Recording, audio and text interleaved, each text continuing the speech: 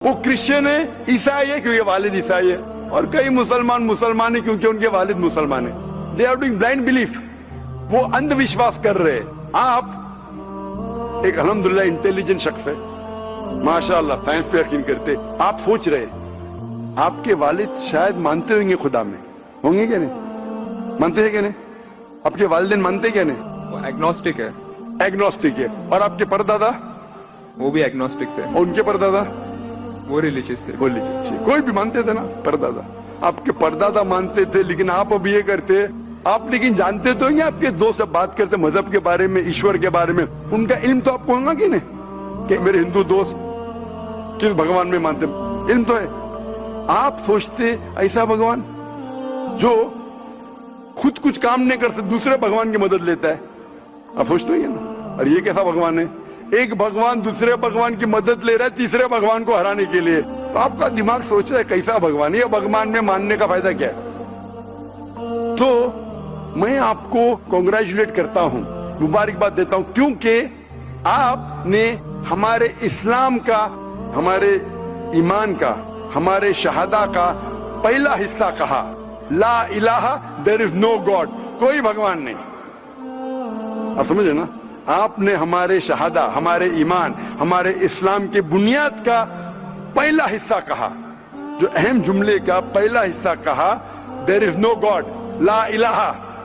आप कोई भी खुदा में नहीं मानते, इसीलिए मैं आपको मुबारकबाद दे रहा हूं। वो बाकी जो गैर मुसलमान है, जो हिंदू है, क्रिश्चियन है, मुझे पहला उनसे बहस करने पड़ेगा कि आप जिस खुदा में मानते हैं वो गलत खुदा है।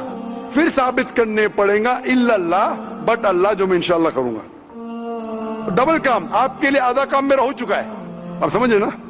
इसीलिए आप के साथ मेरा आधा काम हो चुका है। वो क्रिश्चियन को पहले साबित करने पड़ेगा, अरे भाई साहब ईसा अलैहिस्सलाम खुदा नहीं है, मेरा वक्त जाएगा। हिंदू को बोलने पड़ेगा, भाई आप जिस भगवान में मानते, ईश्वर में मानते, मूर्ति में मानते, गलत है। आप तो पहला पार्ट कह चुके हैं, हमारा मानते हैं। दूसरा पार्ट बट अल्लाह, इंशाअल्लाह मैं आपको साबित करूंगा। मैं आपसे सवाल पूछना चाहता हूं। आप माशाअल्लाह साइंस में मानते हैं, मैं भी साइंस में मानता हूं। आप साइंस पे यकीन करते हैं, अल्हम्दुलिल्लाह। मैं भी लिमिटेड, जहां तक के सही है, मानता हूं।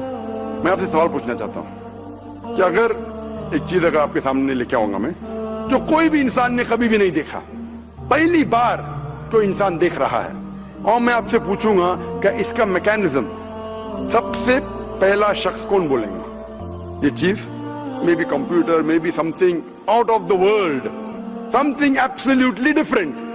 पहले बार जिंदगी में कोई इंसान देख रहा है। मैं आपसे पूछूंगा इसका मैकेनिज्म सबसे पहले कौन सा शख्स कहेंगे? आपका क्या जवाब है? वो तो डिस्कवरी या रीडिस्कवरी रहेगा, तो उसको पहला स्टडी करना पड़ेगा ना, इन डेप्थ स्टडी होगा, उसके बाद ही पता चलेगा। सबसे पहले बार स्टडी तो बाद में हुई। मेरा सवाल ये है कि सबसे पहला शख्स कौन रहेगा उसके बारे में जो कह सकेगा, मैकेनिज्म के बारे में? जो डिस्कवरर है, वो जो डिस्कवर करेगा वो चीज को। मिसाल के तौर के ऊपर अगर कोई गाड़ी बनाता है, गाड़ी तो डिस्कवर किसने नहीं किया, वो तो बना रहा है। गाड़ी तो इन्वेंट किया था, इन्वेंट ने बनाया है। वो इन्वेंटर क्या है?